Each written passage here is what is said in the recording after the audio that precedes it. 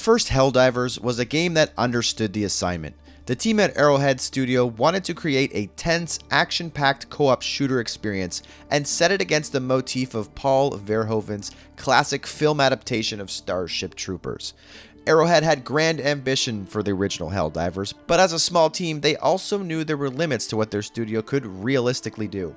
To keep scope, scale, and budget under control, they opted to make the game a top-down twin-stick shooter. The result? One of the best co-op twin-stick shooters of all time, wearing its inspiration from Verhoeven's masterpiece proudly on its sleeve. That was 2015, a long time ago. Since then, the team at Arrowhead, flourishing under 9 years of managed democracy, has found itself firmly planted as a seed in Sony's Games as a Service garden. A seed that is set to be the first to bloom.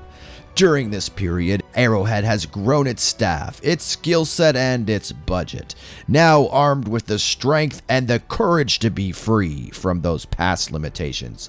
The team has delivered unto us Helldivers 2. Was it worth the wait? Is it a worthy successor? Would you like to know more? Of course you do.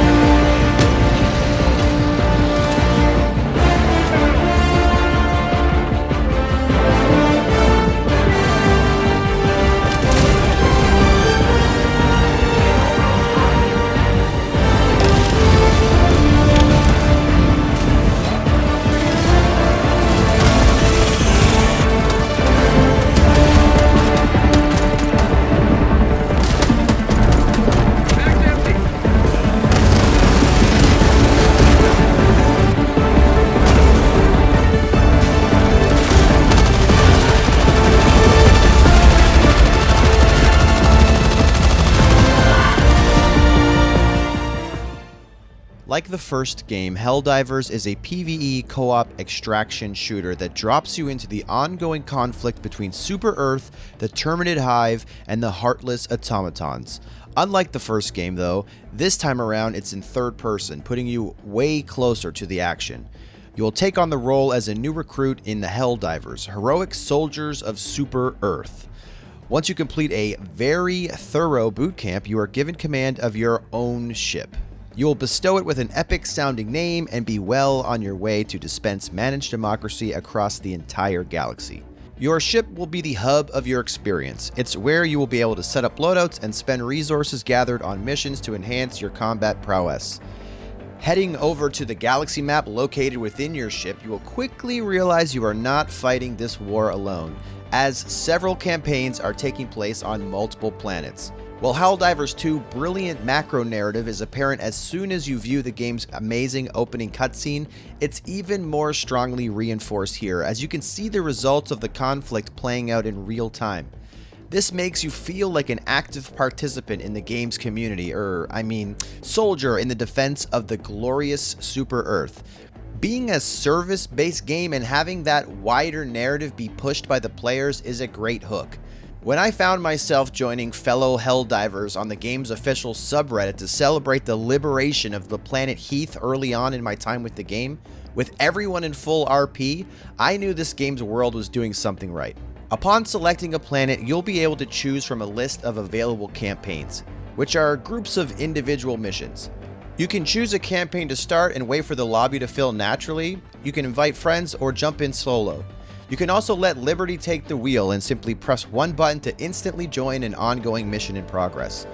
If you want to be more selective about which squads you join though, the map is also littered with icons that represent other players who have sent out an SOS in-game. This is a neat feature to make it feel like you're rejoining an everlasting battle for the galaxy every time you start a play session. Unfortunately though, at launch neither of these options worked very well. The game has clearly garnered far more interest and success than anyone at Arrowhead or Sony could have predicted, and in doing so has set off a metaphorical hell bomb on the servers.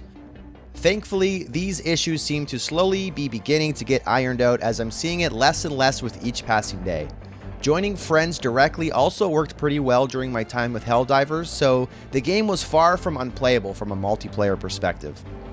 After landing on a planet, you will very quickly, if not immediately, get introduced to the local residents who are not happy to see you. They will make their dissatisfaction of your arrival known by wasting no time in trying to kill you by any means necessary. This is a blessing in disguise though, as it fast tracks you into the most engaging aspect of Helldivers 2, which is the combat.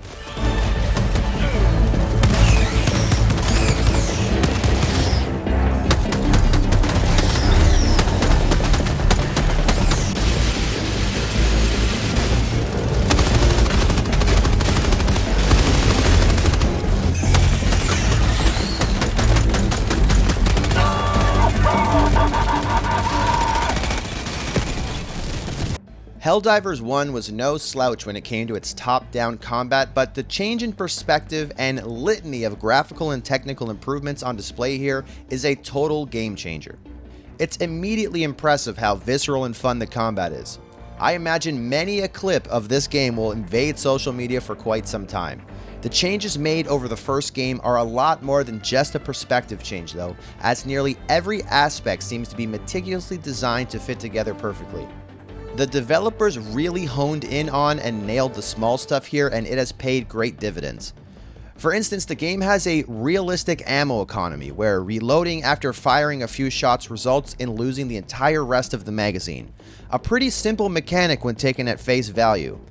In the context of Helldivers though, this means you will spend a lot of time uneasily walking around with half-full magazines on a dangerous planet full of hordes of things trying to kill you. When it comes to actually shooting your gun, it's not as simple as point and shoot. There's a simple minigame played where the center crosshair shows you what you're looking at, but a floating circle shows where the bullets will actually go. Keeping calm and shooting from a stationary position is a key to shooting accurately. Accurate shooting will save you a ton of ammo. Again, on the surface, a simple mechanic. Just keep calm and you will be precise. Unfortunately for you, it's quite hard to stay calm when a gigantic swarm of murderous bugs are coming right for you. There are also no dodge rolls or nimble jumps to get out of a bad situation, so stay calm and stationary at your own risk. The tension this builds in every encounter is excellent and really makes you thankful to have a squad of teammates with you, especially as the difficulty ramps up. Your teammates are more than just an extra gun in the fight though. For example, when it comes time to bring out the big guns of the rocket launching variety, something like the recoilless rifle takes forever to reload alone. If you have a teammate nearby who is conveniently carrying a backpack full of rockets, suddenly those reload speeds are near instant, allowing you to dish out democracy much more effectively. A lot of the small puzzles that are part of the mission objectives are also more effectively tackled in a pair, such as having one person rotate a satellite dish while the other watches a monitor to let you know when it's properly aligned. The composition of your team also makes a big impact on your effectiveness in missions. Being limited to what loadouts and equipment you can bring into a mission means you'll want a variety of tools to take on the different tasks ahead. Especially when it comes to stratagems, which are each player's active abilities that facilitate the reason we're all here.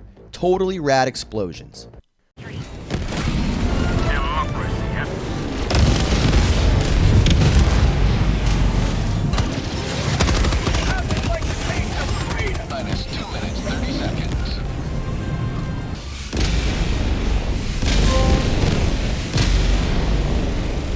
When you are in combat, you're almost always outnumbered and outgunned. Stratagems are used to even the odds. They are essentially support drops from your ship that range from providing you with heavier firepower, to sentry turrets, to airstrikes and orbital lasers.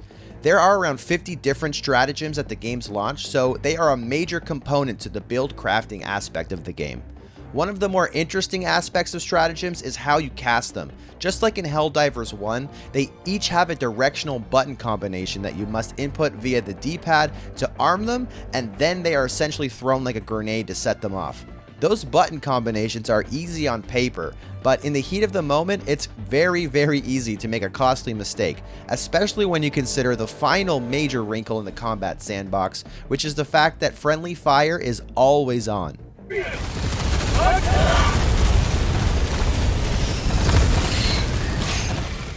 It's honestly quite hard to put into words how all this comes together as well as it does. You have intentionally clunky aiming, movement, and stratagem button combinations in situations where precision is key.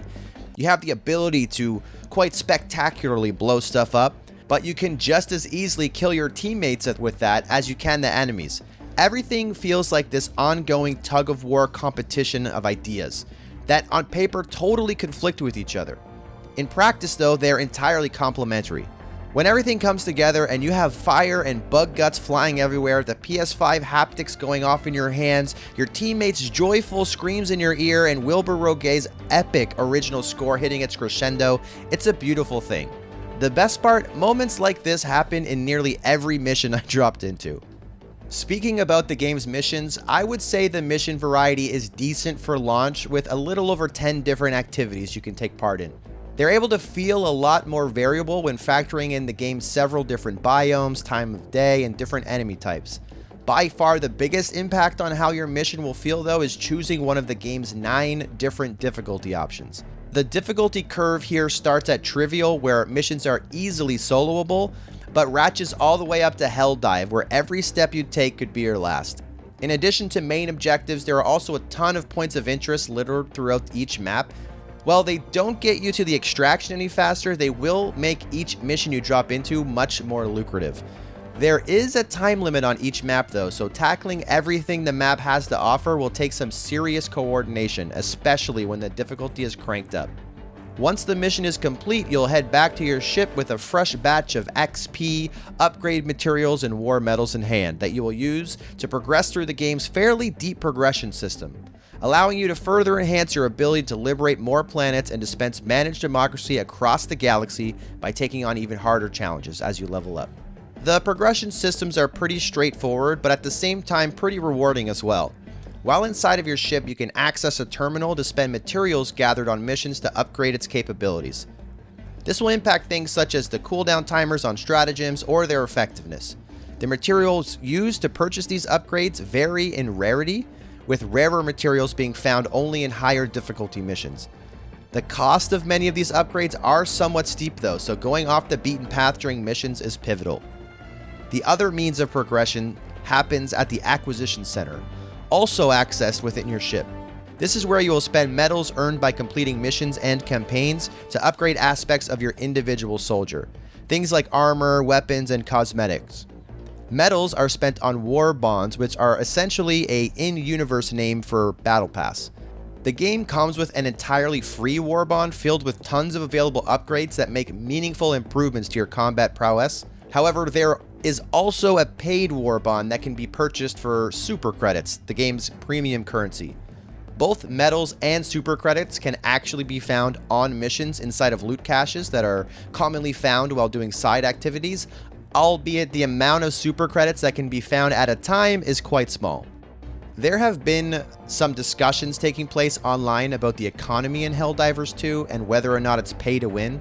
To be upfront, the game does offer a way for you to spend real money on super credits and purchase guns and armor which do affect gameplay.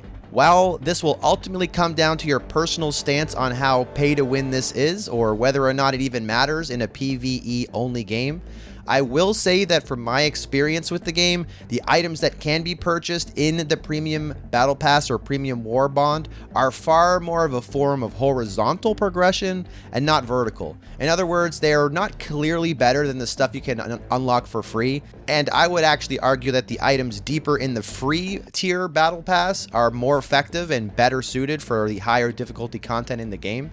When you also factor in the fact that they can be technically earned in-game by hunting down loot caches, and if you look at the prices that they're listing these items at in the store, they are actually pretty fair in comparison to other games that exist. Overall, I loved my time with Helldivers, and I'm overjoyed to see the team at Arrowhead have such enormous success with this launch. It's also a great start for Sony's investment into live service, as at the time of writing, Steam charts is showing over 400,000 concurrent players in Helldivers 2. That's a higher figure than every other game Sony has released into Steam combined. The most exciting thing for me though is how well positioned this game is to deliver as a game as a service title. The ongoing nature of the game's central conflict meshes well with the ongoing nature of service games, and the team has already been adding small narrative reasons to tackle specific missions. Not to mention, the first game had a third faction that is missing here, and the bottom of the galaxy map is suspiciously empty, as if it's reserved for something to come in the future. There's also tons of meat left on the bone when it comes to ship customization and different things you can have in your ship. The NPCs walking around don't really do much at this point in time, but I could see that changing in the future as well. The way that they could go about expanding on this game is pretty endless, and I can't wait to see what happens. At only $40, this game is a steal and hopefully the first of many great multiplayer games coming from PlayStation in the future. I can't wait to jump back in, and I highly recommend that you do as well.